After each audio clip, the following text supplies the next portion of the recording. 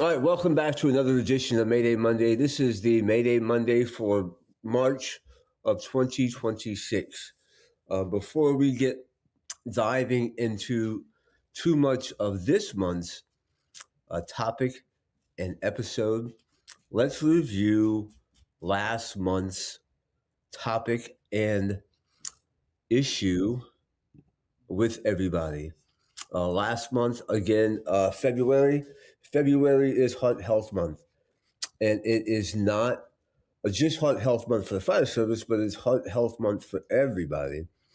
As we all know, one of the leading causes of death in America is heart disease, and that lines up with the fire service. One of the leading causes of death in the fire service is heart disease, and it has been forever, right? And we can't seem to break through, um, getting it below, getting these numbers lower. Perhaps it will always be a leading cause. We've done really good with interior line of duty deaths. In fact, looking at the numbers here, 43% of the line of duty deaths since 2015 to 2025 were cardiac related. You can see the numbers there to the side. Over that 11-year period, 434 firefighters died because of heart disease. At the same time, we've had 7 firefighters die in the line of duty in interior fires. That's crazy, right? We have 43% of this has been cardiac related. Last month was dedicated right before we went to airtime, to record time. DC Fire Department had a battalion chief died just after finishing his stress test, his annual stress test, and suffered a heart attack. Last month we had Todd LeDuc on. He was joined. He was by himself, right? But we had him on the recording. He recorded an episode for us on some tips on how to survive, right? How to make progress in our heart health. Probably the most stuff that we can do there, right? We can't do that much at the firehouse, but we need to live our lives thinking about the heart health stuff. So take a look at last month's for me, if you would, and learn about heart health, specifically some of the things we can do as firefighters.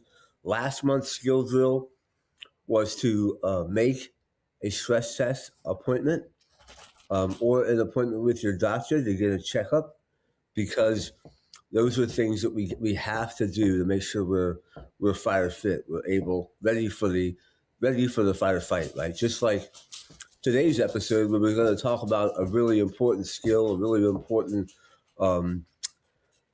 firefighter health issue when it comes to using your SCBA. We're going to talk about that. We want to make sure that we are ready for this as well. So with us today, Chris Kerkstra from the Loudoun County Fire Department.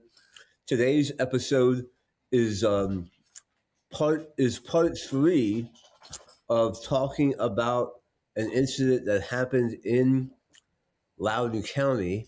What was it now? Has it been 2 years? Yep, 2 years, just a little bit over. 2 years. 2 years ago, Loudoun County responded to a odor-of-gas call, right? That we so often go to, and they did find a leak, an active gas leak, propane leak.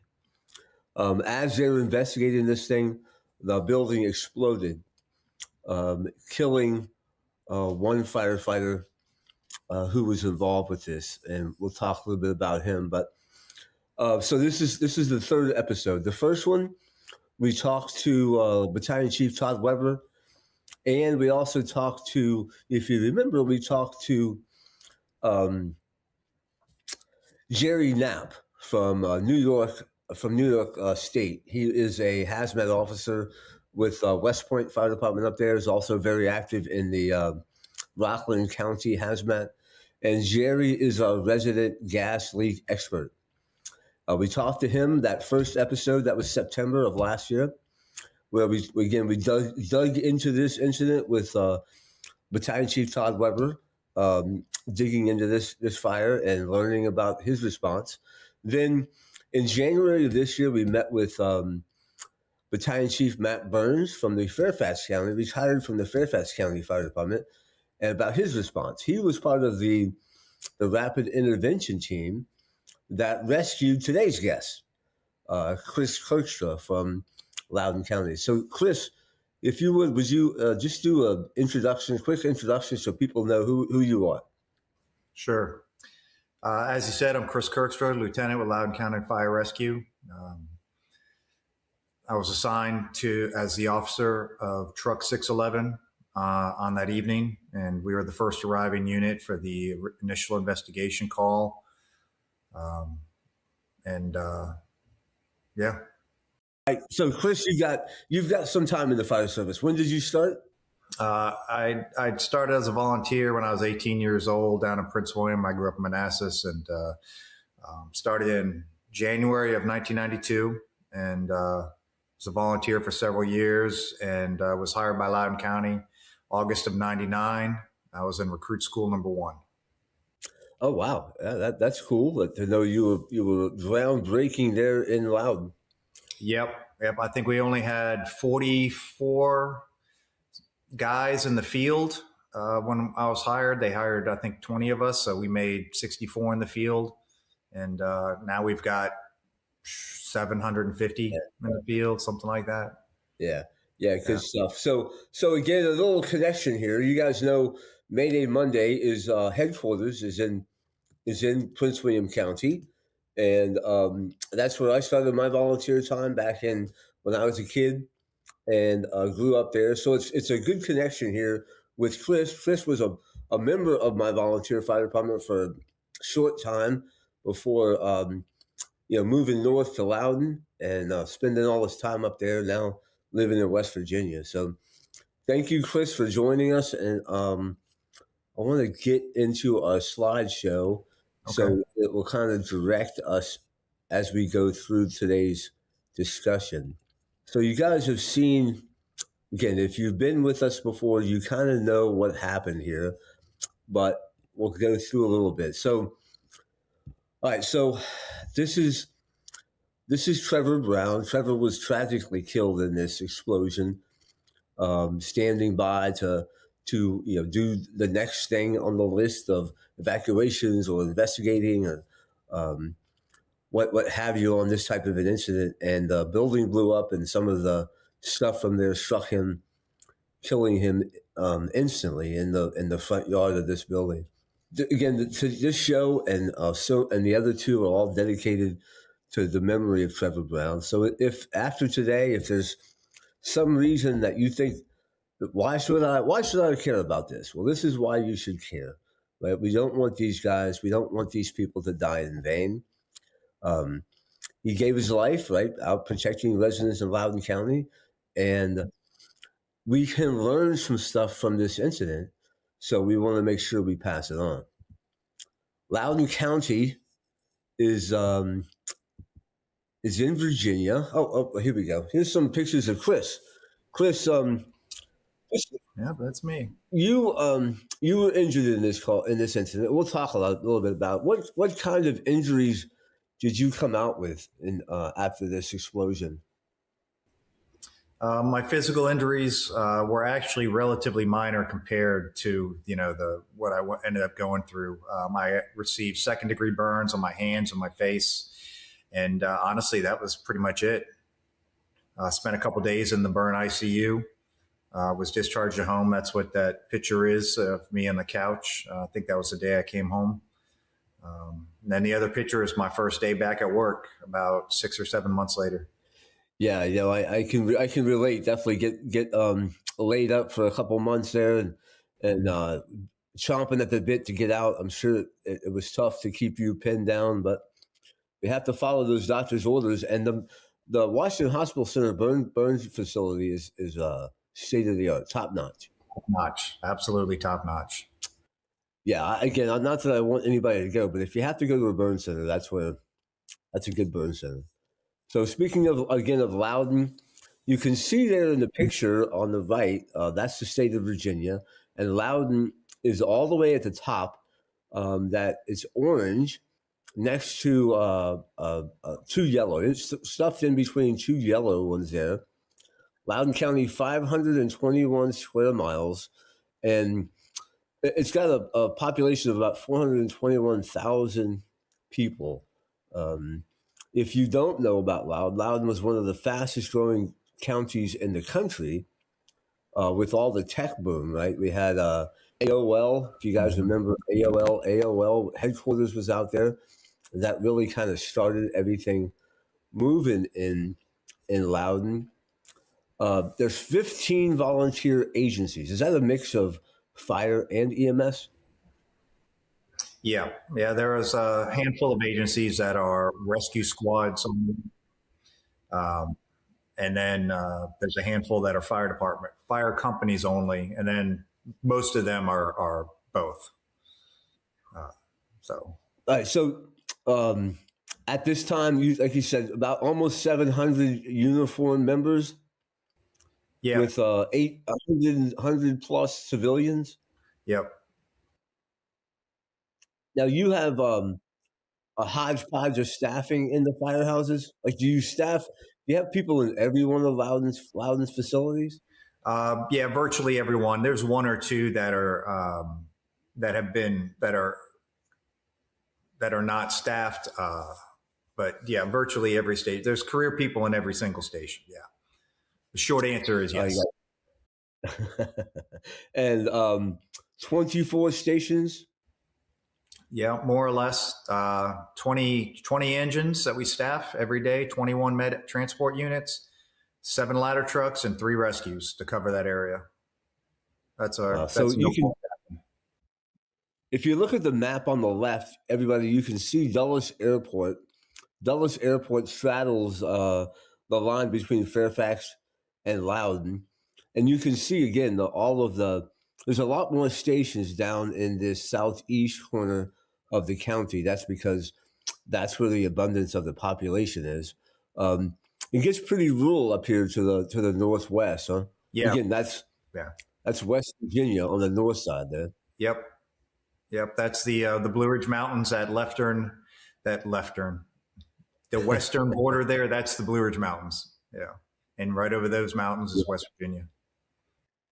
So definitely a mix of suburban and rural firefighting activities in Loudoun. This call this night was much more suburban bedroom community, right? Yeah, it was very much a suburban community, older one, probably built in the 70s or 80s. It was very well established, nice homes, tight. Everything was right on top of each other.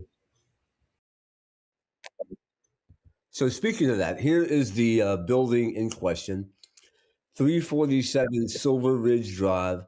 Again, pretty typical for right around there. You have smaller houses and you have bigger houses in the county, but for that neighborhood, what was this, about 2,500 square feet? Yeah, probably around 3,000. It's a basement, 1 and 2. Probably about 1,000 feet finished, 1,000 square foot of finished area on each level. All right, so here's the building. The house with the pool is the house in question here, and that pool is really the reason we're here, right? What was going on at this house that caused this issue? So the house itself is actually all electric. Does not have any gas service at all. However, the in-ground pool in the backyard has a pool heater that is propane powered. And so on the delta side of the structure is in a 500 gallon underground propane tank, and it's piped to the pool heater directly in the backyard. So no service to the house. House is still all electric. However, some of the houses right next to it, including the Bravo 1 exposure, did have gas service. So natural gas service, which is very common in that area of the county. It is not common to have propane service in that area of the county. This was kind of a one-off.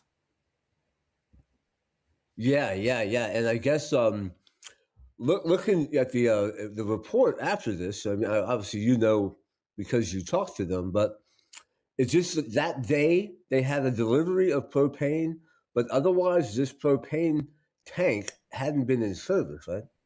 Right. My understanding is it hadn't been used in years. The homeowner had the house on the market, and she wanted to see if it worked. I guess she'd never used it, so she called the company to come and test and fill it. And they were out earlier that afternoon. They put 150 gallons into it and determined that there was a leak coming from the tank, an underground leak, and that's what started this whole thing. All right, so you guys got a call for odor of gas. Yep. The call originally came in from the Bravo 1 exposure. It was a neighbor that called. And keep in mind, this is 4 or 5 hours after the propane tank had been filled. And the propane tank, the propane truck driver and the supervisor have already responded, talked to the homeowner, and left the house when the neighbors came home for that Bravo 1 exposure. They came home, smelled gas outside, immediately called us. It went out as a investigation for an outside gas leak, which is normally a single engine call in Loudoun County. It should have been, it's an 18 box, so engine 618 was first due engine. However, it was dinner time and the truck was on the air. We were getting food and we're on our way back to the station. We were actually closer. We use AVL. So it pinged us and sent us as the closest unit, and it still sent the engine just to have an engine on it. So we arrived first. All right, so you get there first, and you had an obvious odor, right? We had a mild odor.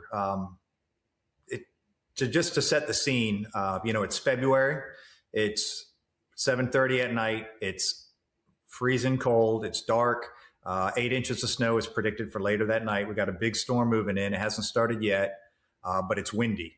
Of course, you're in a neighborhood like that, and trying to determine where the wind comes from is impossible. It swirls around throughout the houses, through the swales in the backyards. When we got there, we got out, and there was occasionally a whiff of some kind of gas odor. So we knew something was going on. However, we run these calls every day. And honestly, most of the time when it's outside in an undetermined area, we do our due diligence. We'll spend 45 minutes, an hour walking around, checking everything, talking to people, see if we can find it. Most of the time, we never find the source for an outside gas leak. It's very difficult when it's outside like that. And that's what we all expected that night. Talked to the homeowner, the caller, and they smelled it at the front door, did not smell anything inside. We metered the inside of the home real quick, nothing. Checked their meter. Like I said, they had natural gas service. And so did several of the houses surrounding. Didn't see anything. People were walking their dogs. We stopped a couple of them, asked them if they'd smelled gas. Nobody else had. At some point, engine 18 pulled up, maybe 10 minutes after we arrived. And when they did, the homeowner from the house in question, the one that blew up, came out and said, "I think you guys are here for me. Let me show you what's going on." Yeah.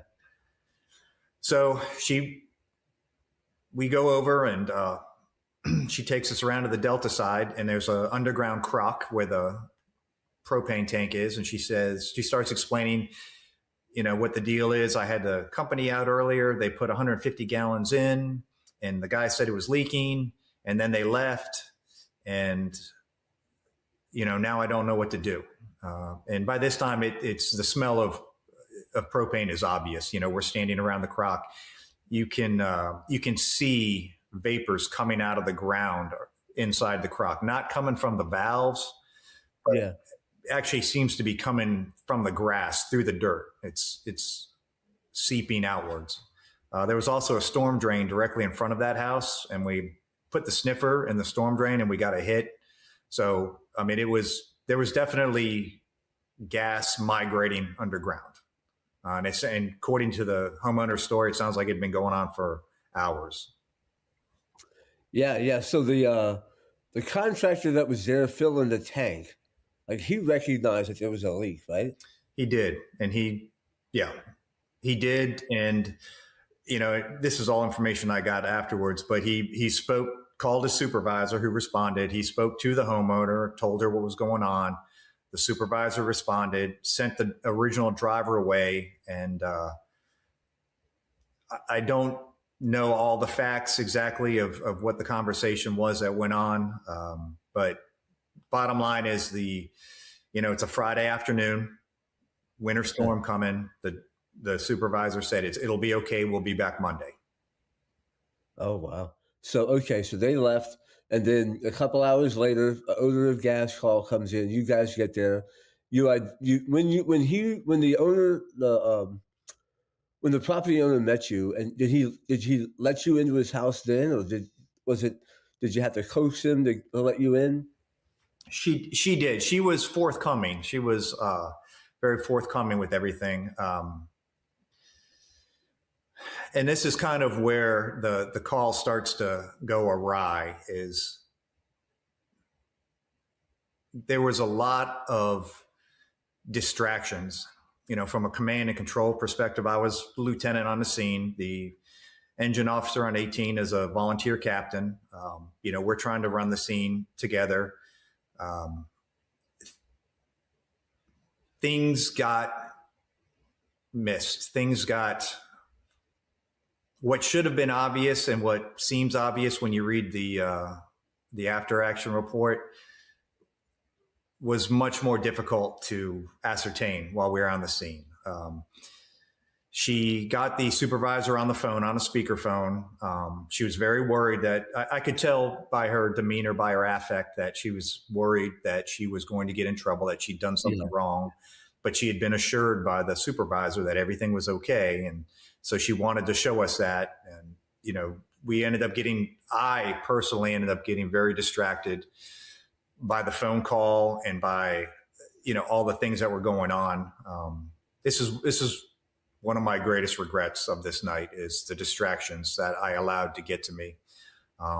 It resulted in too much time going by before we actually started implementing an action plan. There's a time when you stop gathering facts and you need to start taking action, and we should have taken action quicker. It took longer than it should have.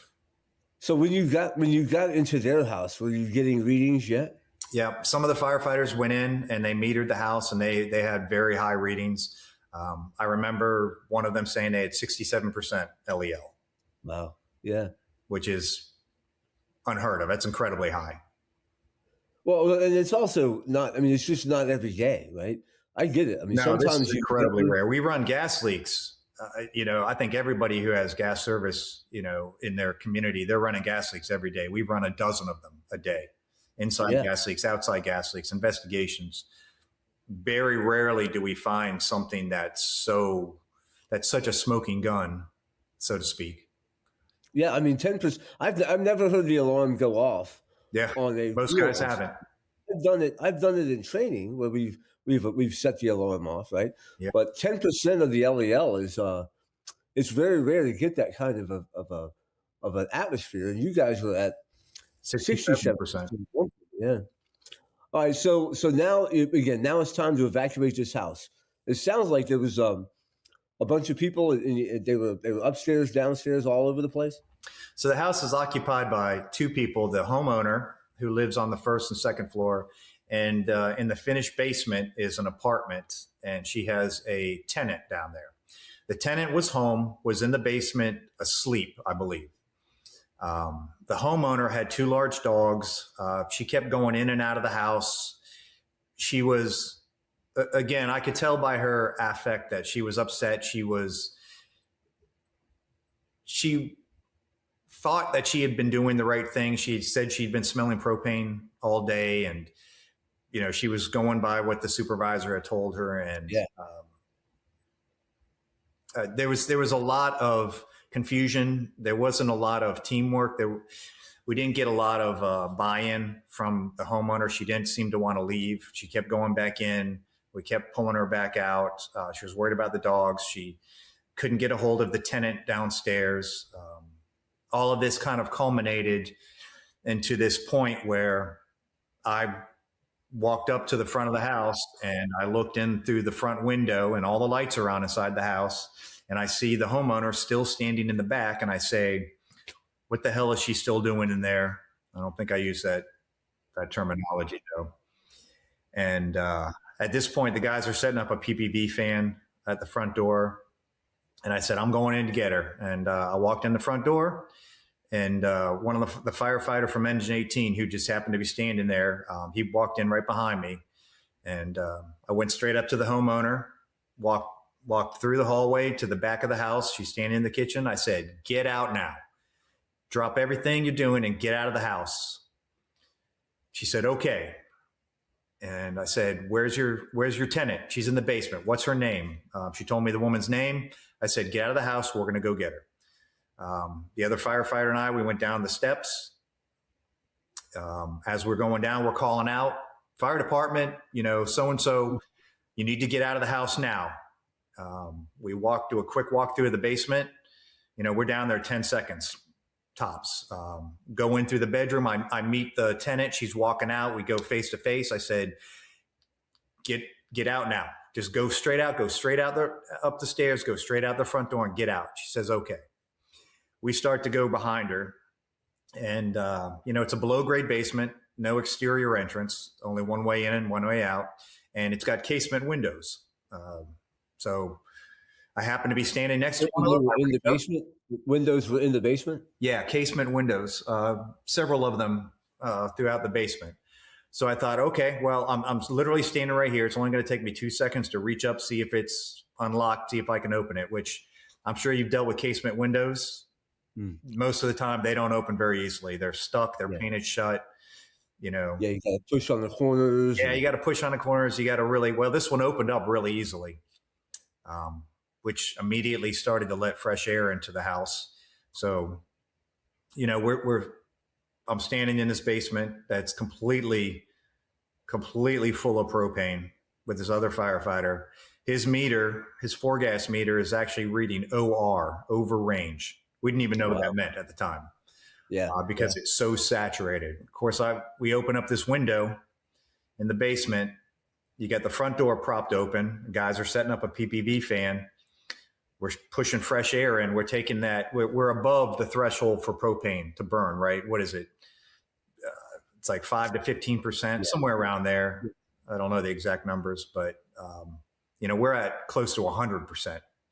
We start introducing all this fresh air, and that upper explosive limit starts dropping quickly. And at some point, it hit that magic number, that 15% or whatever it is, and there's 100 ignition sources. All the lights are on. There's like an efficiency kitchen.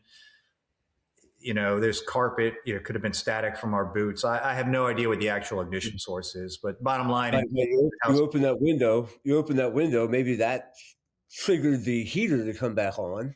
Yeah, that's actually probably the most plausible scenario. I think that's what happened. The thermostat's on the first floor. It's usually in the hallway, right? Yeah. The hallway sat right there to go to the back. We're pushing cold, fresh air straight by that thermostat. So you obviously, I mean, it had to be. I'm surprised it didn't blow your eardrums or something. Was it that forceful? No, it wasn't actually. It was. And I don't know why. Maybe we were too close to the center of the explosion. There wasn't enough acceleration time as it blew outward. I honestly don't know. It was not that loud. It sounded like a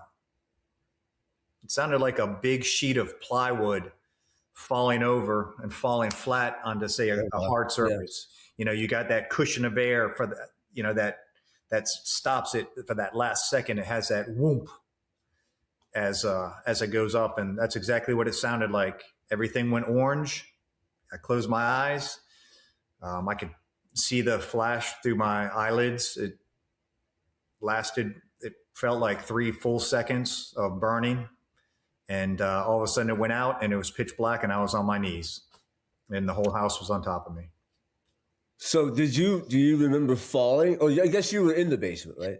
I was in the basement, standing probably arm's length from, one of those red steel lolly columns that you always see in the basement.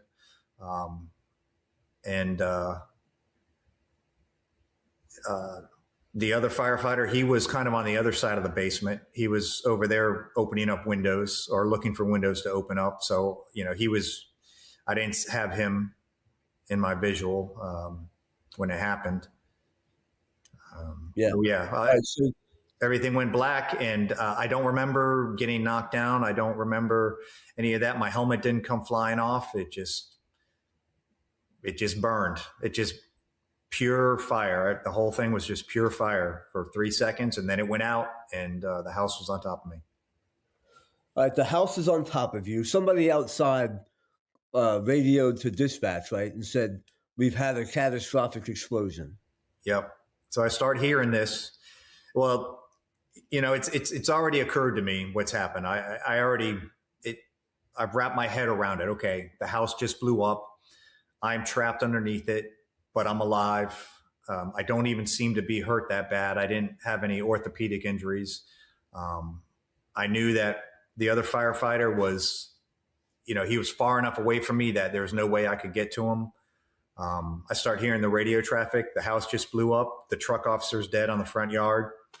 I tried to get out and say, "No, I'm not. I'm sitting here. I'm in the basement. I'm not dead on the front yard."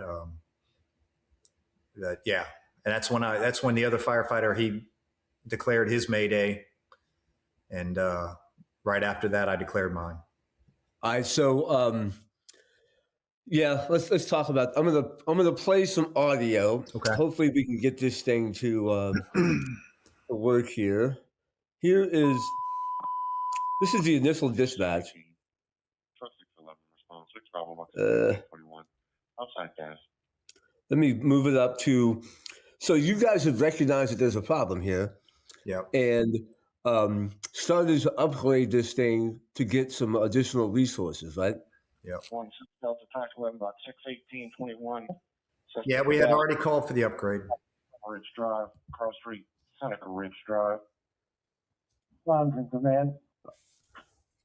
Look, man. It's pretty muffled, but Correct address is 347, not 345. That's the location of the gas leak. Oh, sorry. Correct address is 347, Silver Ridge Drive, 2021. all right, so we've done that. 619. The gas leak as far as hazmat team. Add the hazmat. 2021. So the hazmat, the engine with the hazmat was added. Responding to 347. Battalion chief was added, and Okay. more dispatch. Let's see. 500-gallon exterior propane tank that's leaking. We're still investigating. I identified the 500-gallon tank that was leaking. 500-gallon propane tank with 100 gallons that is leaking. Hazmat 619, engine 611, Battalion Chief 6016, Delta Tac 11, about 61821. Now the hazmat that's pretty far away from where you guys are, right? It is. It's it is. But they do a good job of getting around the county pretty quickly. In fact, they were actually arrived on the scene surprisingly quickly. Loudoun Command. Here we go. Look, man. The correct address is 347, not 345. That's the location of the gas leak. Oh, sorry. Correct address is 347, Silver Ridge Drive, 2021. Yeah, engine 619. The gas leak as far as hazmat team. No, that's right. 2021. Engine 611, Battalion Chief 601, responding to 347, Silver Ridge Drive. All right, more units have added on. 2021. Engine 611, Battalion Chief 601, responding to 347, Silver Ridge Drive. That was the initial request, was for the additional engine of battalion, right? Yeah, so we upgraded to an inside gas leak response plus a hazmat unit. So that gives you the engine, safety officer, an ambulance, a battalion chief. We just had a catastrophic explosion. Explosion. 9618. Look at the basics. Oh, no. Well, for Battalion 601, Battalion Chief 601, go ahead. go ahead and fill the structure assignment box with all that traffic coming from engine 618. Loud and direct. We just had a structural explosion. Mayday, truck 611, truck 611, truck 611. Lieutenant Kerkstra, I'm in the basement. Trapped by debris. All right. So I have a 134 IQ. that was I make less money than friends who pretty barely good pass call high there. school. I mean, Here's what I find pretty calm. discovered. Last week, a kid. pretty calm from a officer that just experienced a catastrophic, a horrible explosion, but that goes back to maybe some training too that you guys you've done, that you were prepared to make the call. Yeah. I mean, by this time I had 25 years working for Loudoun, and that's 25 years of training for that moment. Practicing Maydays, calling Maydays, practicing self-rescue techniques, everything. If this had happened 15 years prior, earlier in my career, I don't know that it would have come out the same. But I had 25 years of solid experience and training to rely on that got me through that night. Yes, yeah. So now let's see. I have another picture here. Let's show this what we're looking at with this picture. All right, so we just had this catastrophic explosion. We heard the Mayday call. Now you can see the aftermath here. There was active fire. Did you see the fire? Was it close enough to you?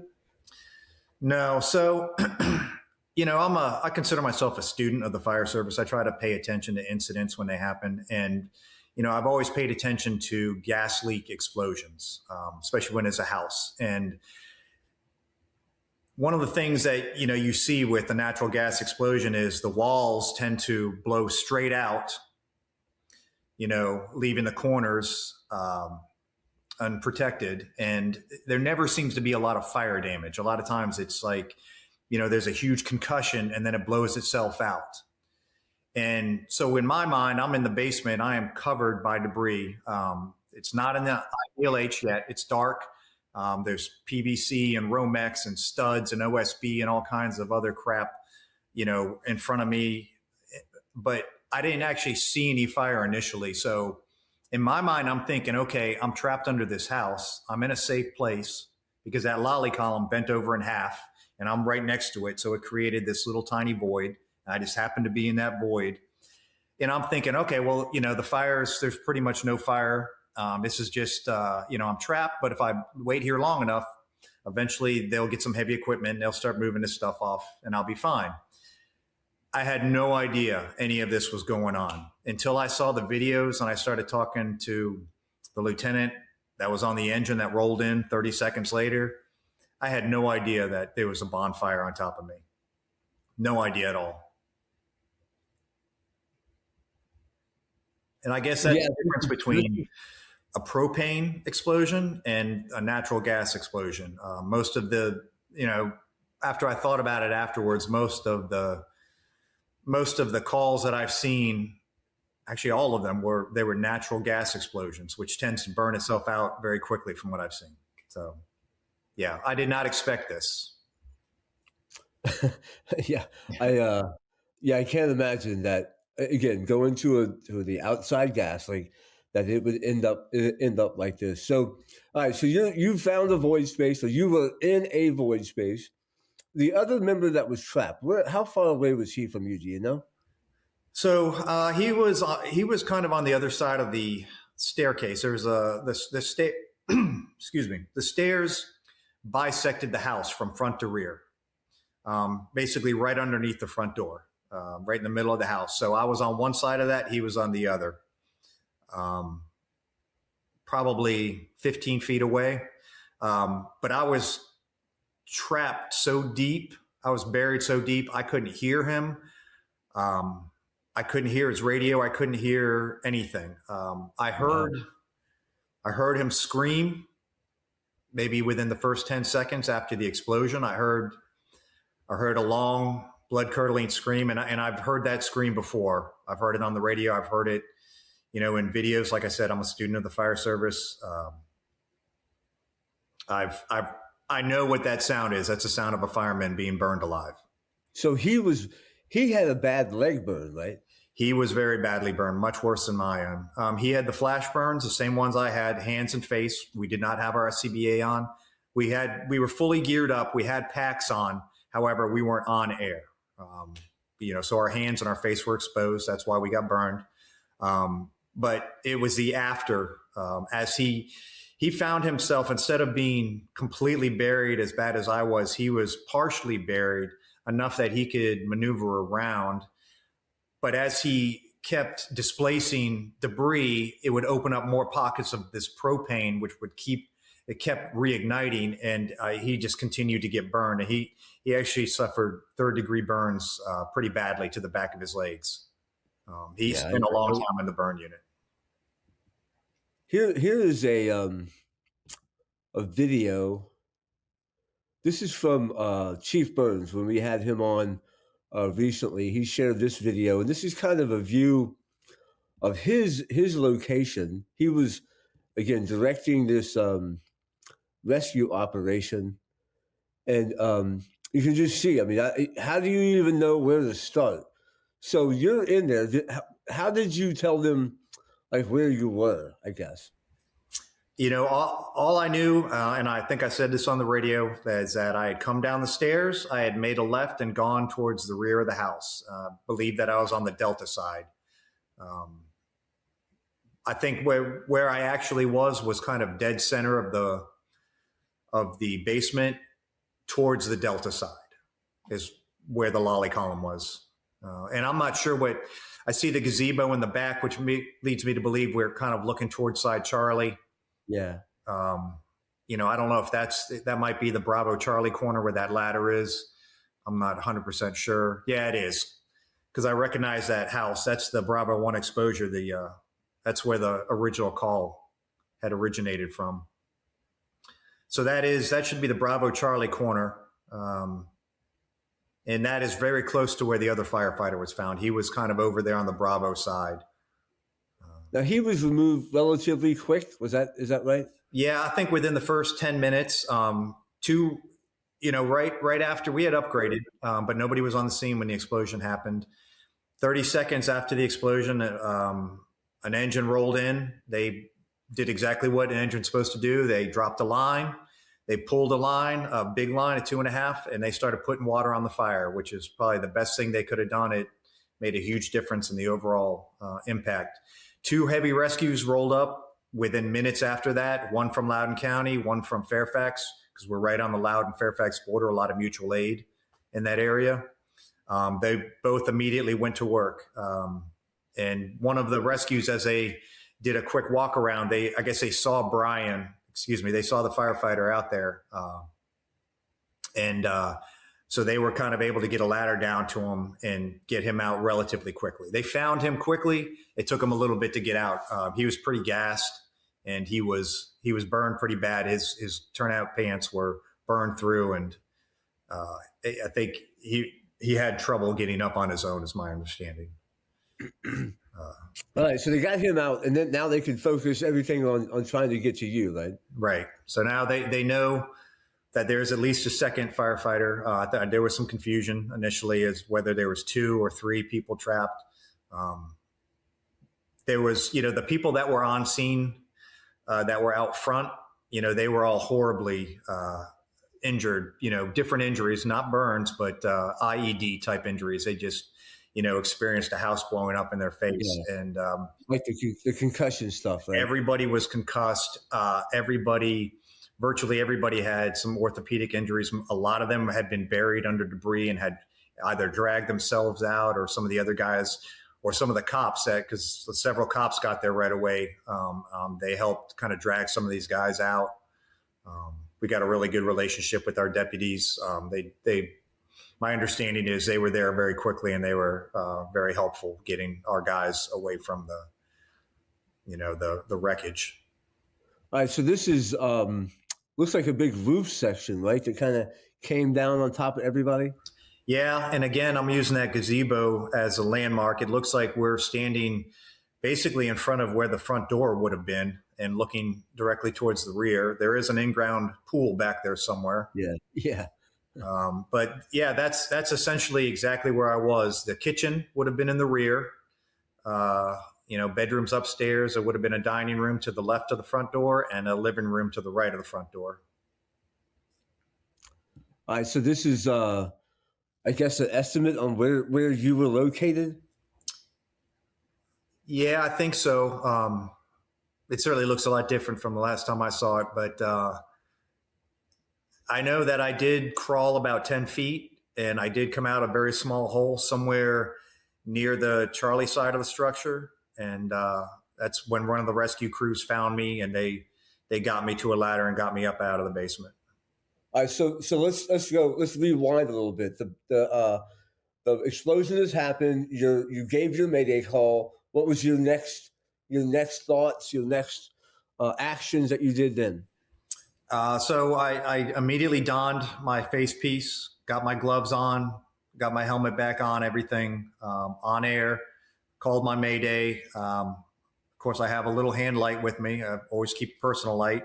Started shining it around, started to size up my situation. I could see that I was heavily trapped. There was no obvious way out. I did try to stand up at one point and kind of see if I could press my back up against the debris, see if I could get any kind of movement out of it. It was solid, no movement at all.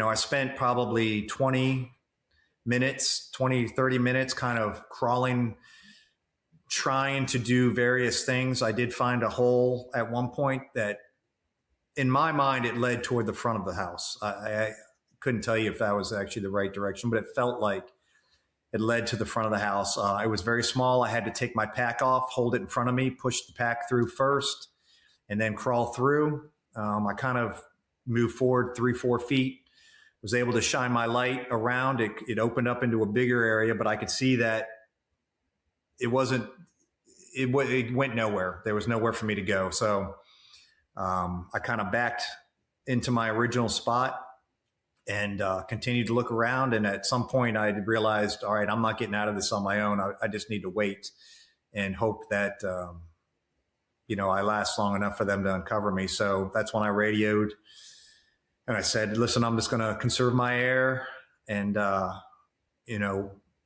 wait for you guys to come get me. And that's when I set off my pass device. And I just... Okay, so this is, you say that was probably 20 minutes into it? Yeah, probably 15, 20 minutes, I'm guessing, into it. I don't know. May have been longer, may have been shorter. Time went by. The total rescue, like it took them like 40 minutes to get you? Yeah, I mean, I was in there 40, 45 minutes. I don't know exactly what it was. There was, like I said, when it first happened, I was in a safe area. I was in a small void space. There was no IDLH. Very quickly, I started to see little pockets of fire underneath all that debris. And they were very small, but,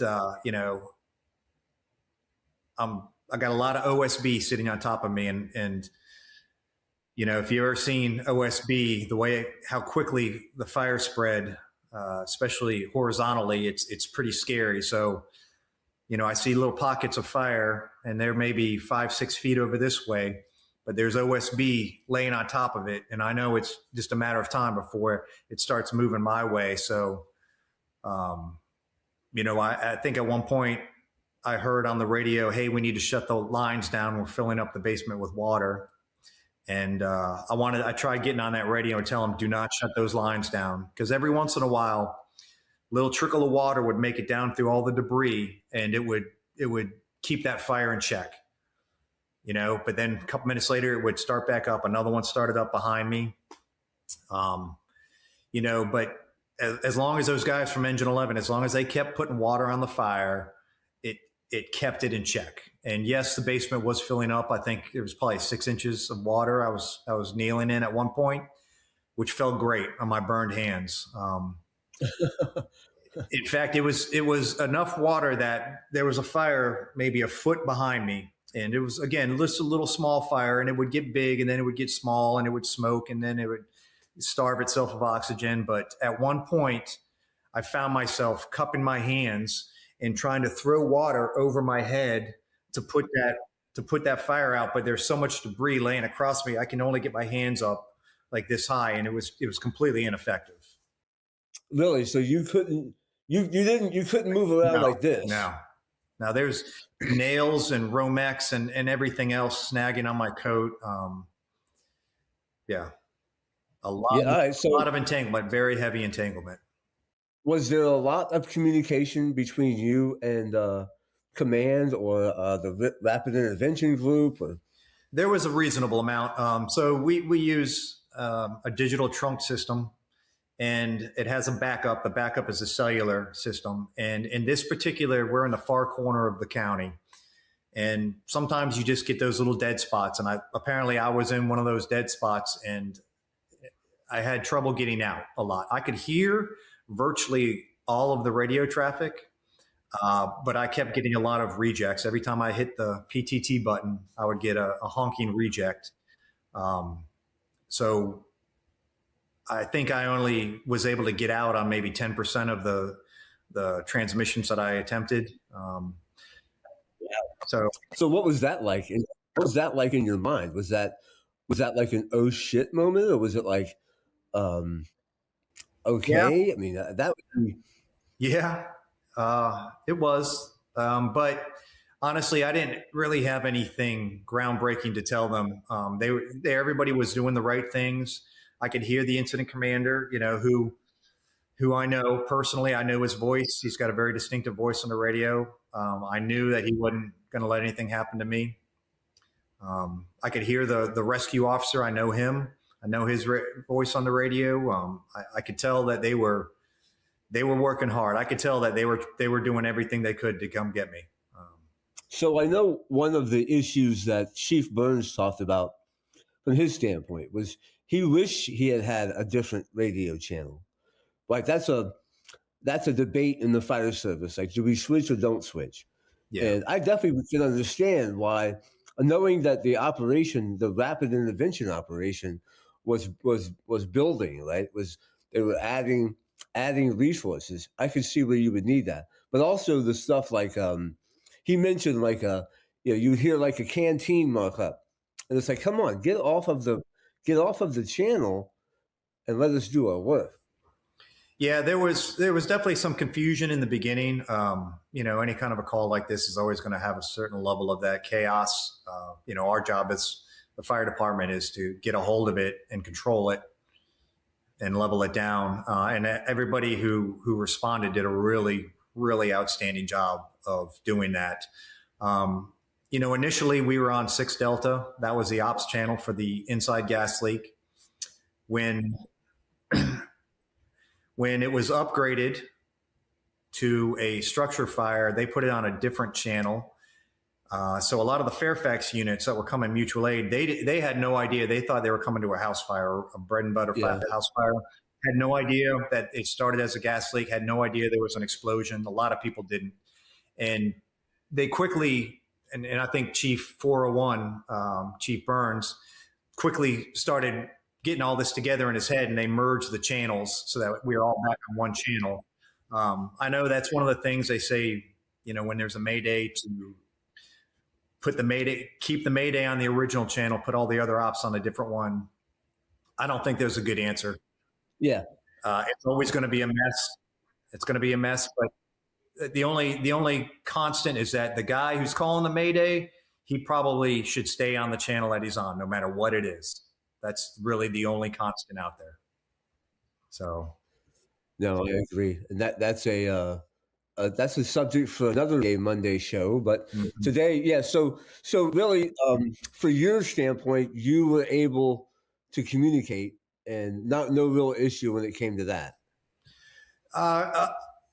Yeah, like I said, I had decent communications. There was a lot of trouble getting out. I had a lot of trouble getting out, but I was there for 45 minutes. I had plenty of time to keep trying, and I didn't give up. I kept trying. There was a lot of transmissions that I never got to make. One of them was a message from my wife and daughter, because I had accepted that I was dying in that basement. I knew that I was not getting out at some point. I had a message from my wife and my daughter, and I tried like hell to get out and get that message to them, but it just wouldn't let me. The system wouldn't let me. I kept getting a reject, and I never got that message out. And I guess it's a good thing, because, well, there was no. Yeah, no, you need it. Yeah. I'll be honest. I never thought I was coming out of there alive.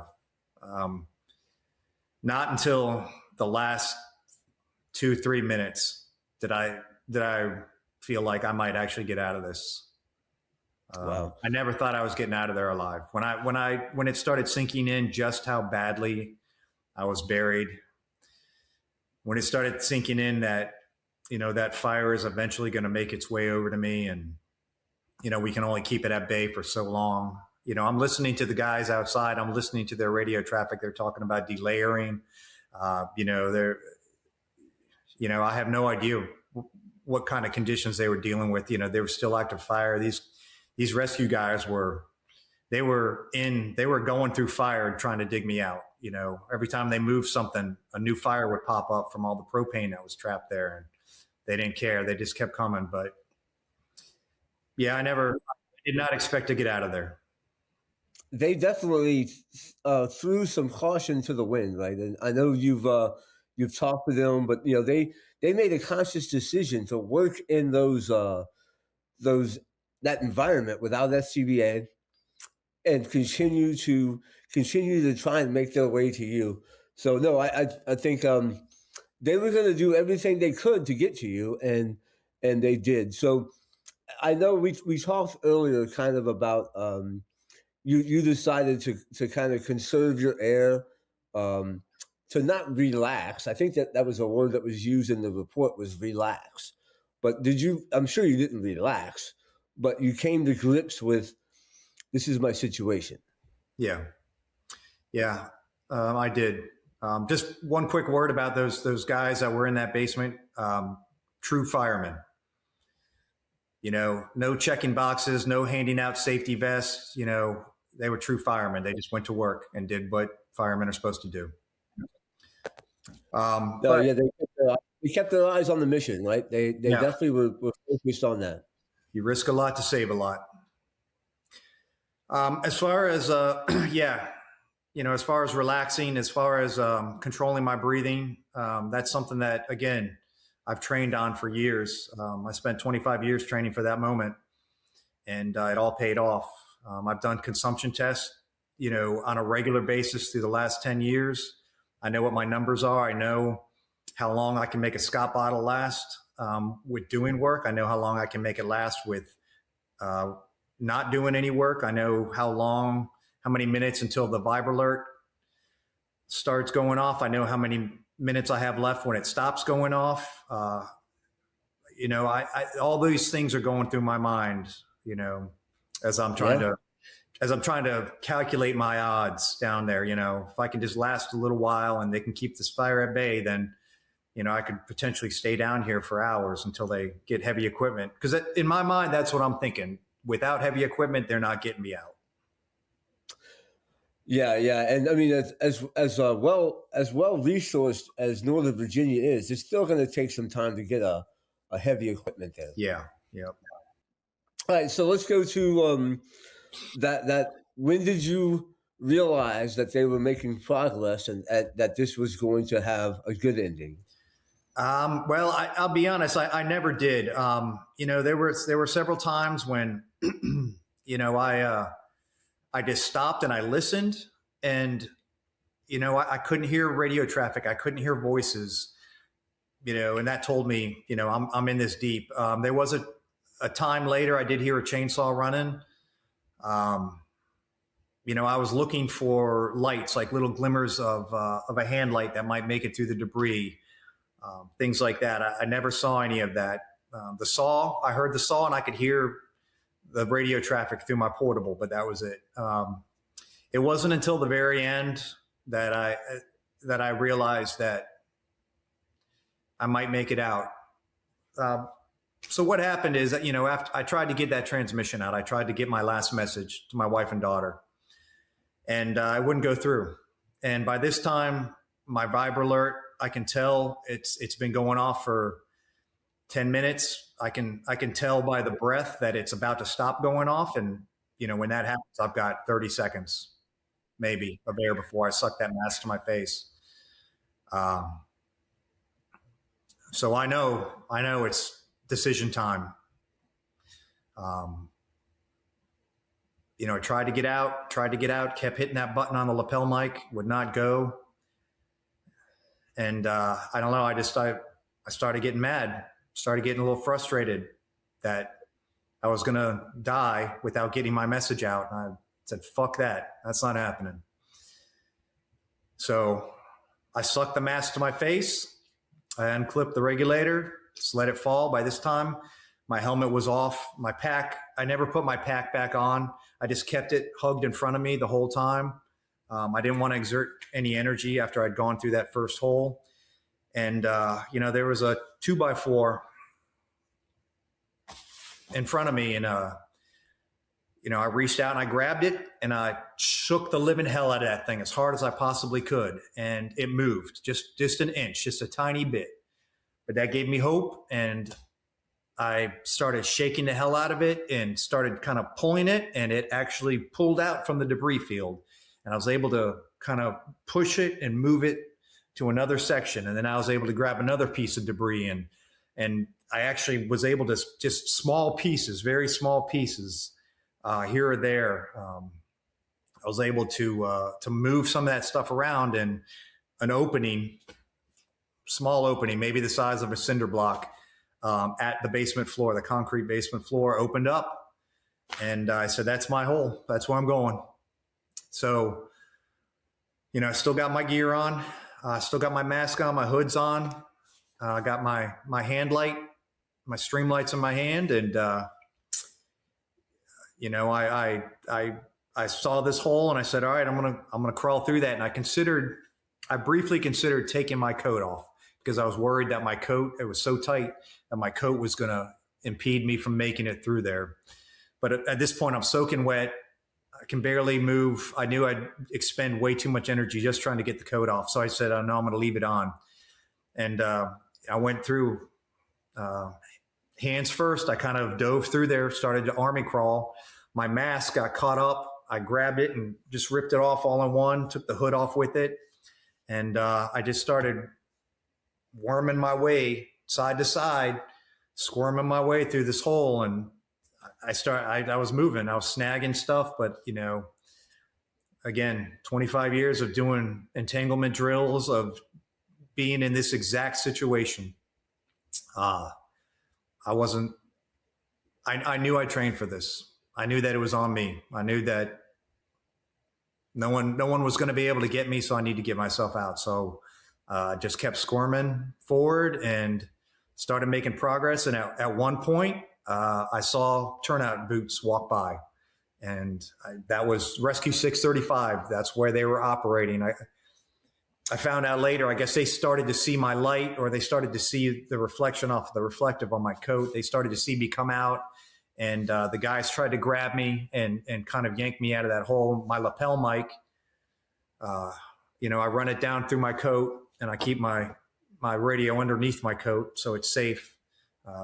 My lapel mic was caught up and it was stretched out. I keep cutters in my pocket, got the cutters out, clipped the lapel mic, dropped the cutters, crawled another foot. The guys grabbed me, yanked me up to my feet. They looked like they'd seen a ghost. Their eyes were, holy shit, you just crawled out of that. And I said, thanks, guys. And they said, yeah, okay, the ladder's over here. I stumbled to the ladder. They kind of half carried me. I made it up the ladder, Chief Burns was standing at the top of the ladder. He, eyes wide open. He said, I look like a drunken frat boy coming out of there. And I turned around once at the top of the ladder, and I just kind of looked over that big debris field at all these faces looking up at me, these guys that were in that basement working to get me. And I said, thanks.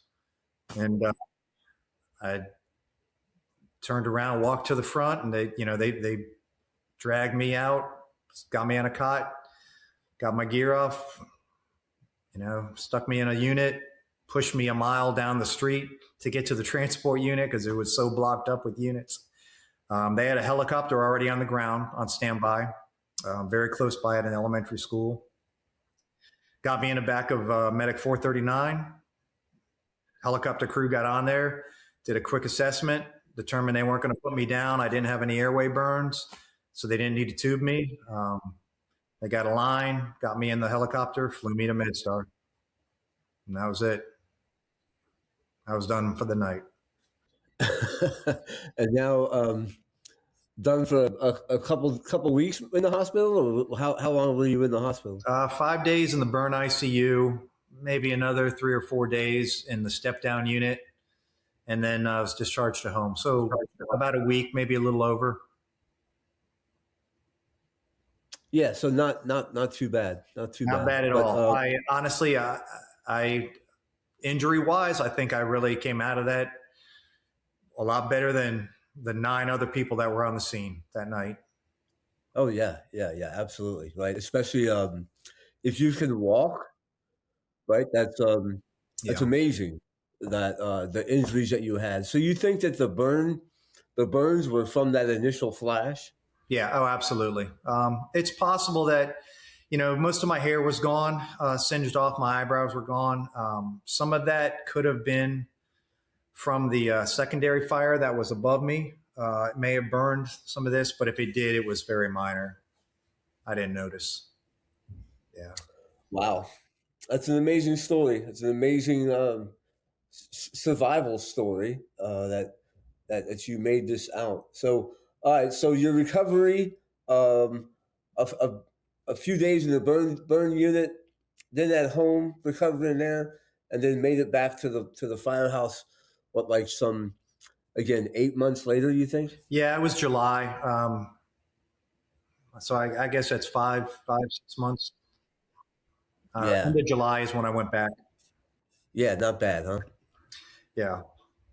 And I lasted 6 months in the field before I had to take another 6 months off for mental injuries. Oh, I definitely can understand. And I know this is the first time, the first interview you've really done for this. And I appreciate you coming on, talking to us about what you went through.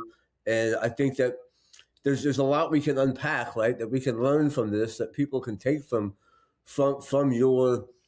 the incident itself, and then surviving that explosion. There's a lot of things that we can learn from this, and I know you want people to do that. You want them to take advantage of your experience so that this doesn't happen to them, right?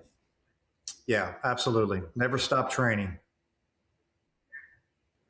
All right, so let's talk about that. What Loudoun County? Anything that the county has done differently? That kind of lessons learned from this that they're applying to operations now? Obviously, that we've changed the way we run gas leaks. We completely changed the procedure for running inside gas leaks now. Prior to this, the county had done system-wide training for all all operational members, volunteer and career. They'd done full Mayday training. They had done callback stuff for us. Probably in the previous 2 or 3 years. So this was not, a lot of the Mayday stuff. This is stuff that we train on every day. We sit around the breakfast table. A new guy's there. Hey, you just fell through the basement. Call a Mayday right now. Just put them on the spot. Get that muscle memory of picking up that mic and calling that Mayday. So it's the culture in Loudoun is very much to train every day and to be ready for that Mayday, because it's inevitable. Every department will at some point go through this. Every department will have a moment where it all comes together and they have to step up and perform. And if you haven't trained for it, if you haven't pre-planned it in your mind and with your crew and with your department, it's not going to go well. No, it absolutely. And as much as we don't want to think about it, yeah, we have to do it, right? And I know I told you earlier about there's a small percentage of firefighters who die in burning buildings, and we want to keep that number low and make it even lower. So the best way to do that is Mayday prevention, right? And I think you're a testament of some of that stuff there with emphasizing your Mayday drills before, emphasizing your air consumption stuff before, so that make yourself hard to kill, right? I think that's one of the best ideas that we can keep in our heads, and then as a company officer, right, invest that time in your people so that they are hard to kill. So this is I mean, both those pictures, right, are stark reminders of the dangers of our job, and we want to make sure that people appreciate your sacrifice, your efforts, your incident that you went through, and I really appreciate that you're letting us learn from that. Yeah. One thing I like to ask people to do from this, and I probably should have told you this beforehand, is give us 2 or 3 things that you want people to learn from your incident here, that you want them to take away from this. Don't get distracted. And that goes back to command and control. Whether you're the only officer on the scene, don't let yourself get distracted.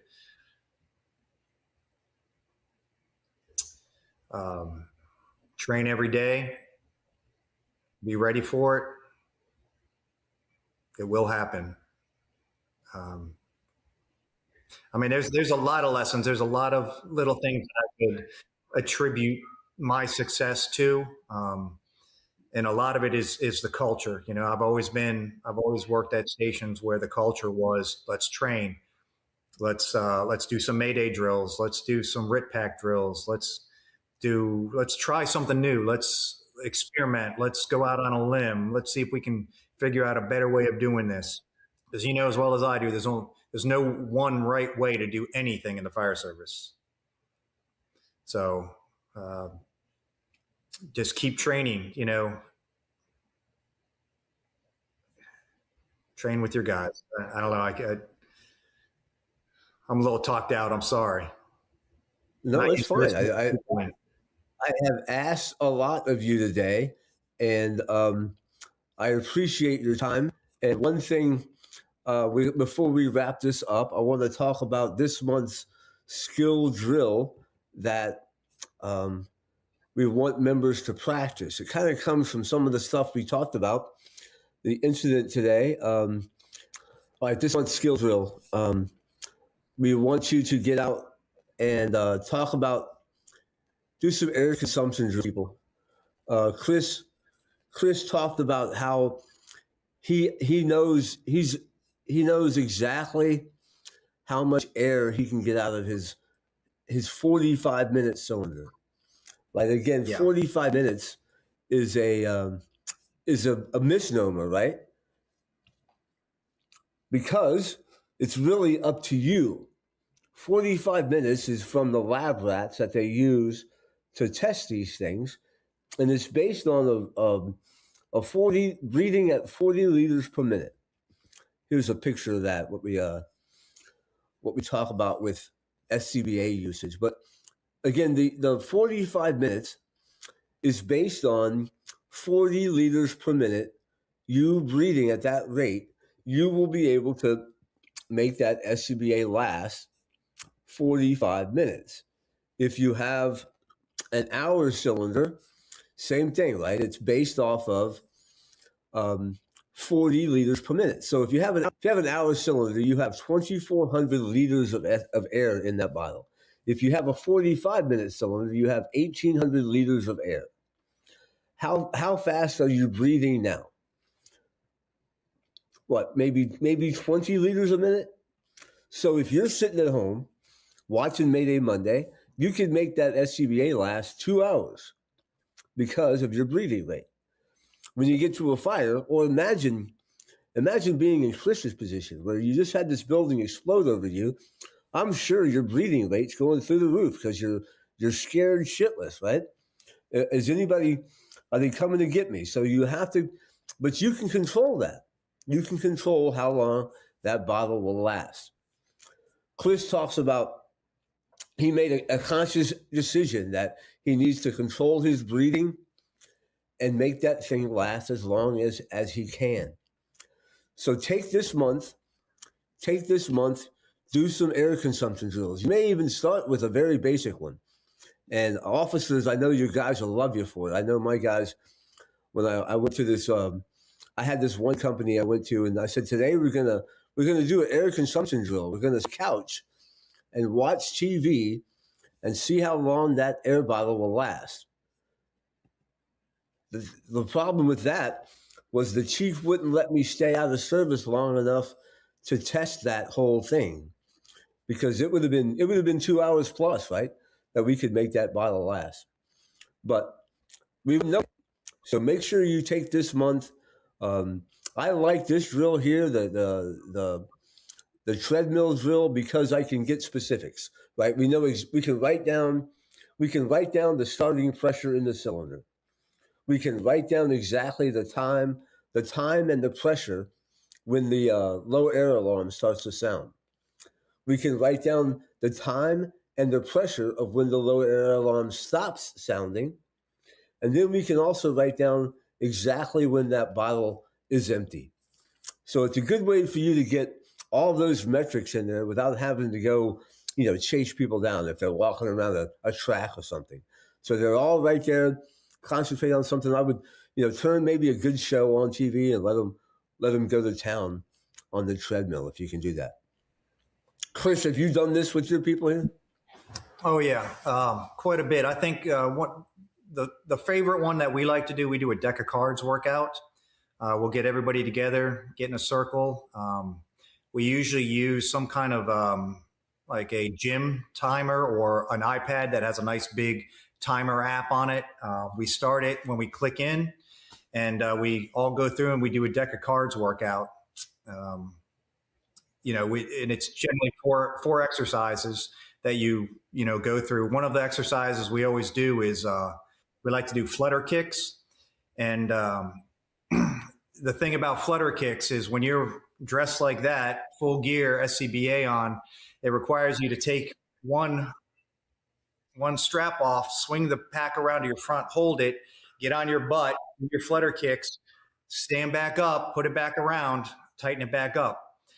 Just that simple act, that muscle memory, it starts to build that muscle memory. It allows you to get used to having your pack in front of you, to not necessarily always have it on your back. It lets you get intimate, really intimate with your Scott pack. You realize things like, the left strap always has to stay on because that's where your breathing hose is. So your left arm should always be through that strap. So it's always your right arm. You take it up, you swing it around. When I was in that little hole, that little tiny hole, I was able to get my pack off like that because I've been there before. I'd done these consumption drills for so long, and I love doing the flutter kicks because it makes you take your pack off. It makes you get down and stand back up, which, it beats the hell out of you and you hate it while you're doing it. But I always tell the guys when I go to a station and I ask them if they want to do a consumption drill, and nobody ever wants to, because the hardest part of it is just doing it, just starting it. But I always guarantee them 3 things. I say, look, we're going to do this drill. We're going to do it. We're all going to participate. It doesn't matter how long you last. This is just for your own benefit. This is for you to know what your numbers are and to get you used to using your pack, to get you intimate, to get you breathing down a bottle of air. Three things are going to happen. Number one, you're going to absolutely hate it. You're going to hate it while you're doing it. Number two, you are going to feel so good afterwards. You know, for the rest of the shift after, your soul's going to feel so good because of what you accomplished. You're going to be proud of yourself. And number three, you are going to sleep really well tonight. And every time, those three things always happen. So all you got to do is convince your guys to do it, just to start it. Once you get going, they always say the same thing afterwards when we're all sitting around covered in sweat, refilling bottles, drinking water. They always say the same thing. I'm really glad I did that. I haven't done that in so long. I'm really glad I did that. Yeah, I got you with that. I know that this was one of our favorites here. Was I was going to do the treadmill thing, and we went up to a local university and went into their gym, right? And they were going to let us do it, but we didn't have enough. We didn't have 5 treadmills to do everybody. So it was like, all right, well, it's going to be tough. So the guys are like, hey, Chief, how about we go play basketball? I'm like, yeah, that'd be great. So this is a good one because it really mimics like a work on the fire ground too, right? Because you get kind of a lot of action for a minute, and then there's not a lot of action, right? So it rapid for a few seconds as you're driving the lane, and then when you're going back to the top of the key, you might slow your breathing down. So it's a good one, and I think, like you said, this one it definitely takes a workout of you. If you haven't worked out in a while, it definitely is. It's a crappy drill because you're breathing heavy, right? You're working the whole time, but it gives you a lot of information that you'll never know. You'll never know exactly when you're going to need it, but it can be right. So I can't say enough about you coming on, man, and sticking with me through all of these technical difficulties and starts and stops and coming on. I really appreciate you taking the time. I know we've been playing kind of texting tag and trying to nail this down, but Mayday Monday, the people from Mayday Monday will really appreciate you coming on and talking about this stuff. Any last words before we wrap this up? No. Take care of each other. Never stop training. Well, I couldn't say it better. I can't say it better than he did. That is this month's Mayday Monday is an emphasis on Mayday prevention, but also knowing when that happens, if it does happen, that you can have control of your destiny, right? If you can kind of know how to call the Mayday, you know how much air you're going to get out of your cylinder, and the resilience to keep going. This was a story of all those things combined. Again, Chris, thank you so much, and to all of you. Oh, one thing we didn't talk about: luck. We forgot about that. And it's March, right? It's March. It's luck of the Irish. As much as you trained and you emphasize all that stuff, it's also nice to have some luck on your side, huh?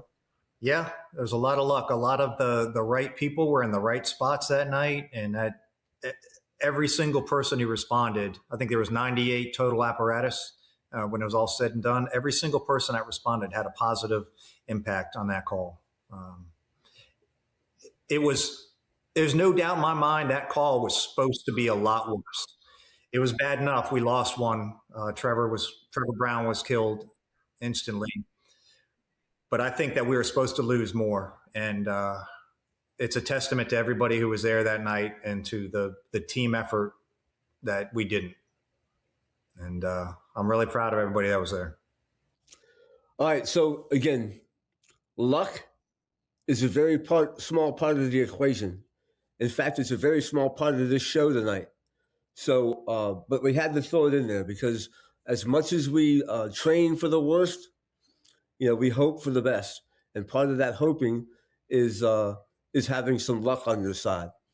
So let's all try and get out there and stack the deck in our favor, right? By training, practicing all these things, and then maybe sprinkle a little bit of luck on top. Yep. Go breathe the bottle down. Do it your next shift. All right, guys. Thank you so much for coming. This is Mayday Monday for March of 2026. We'll see you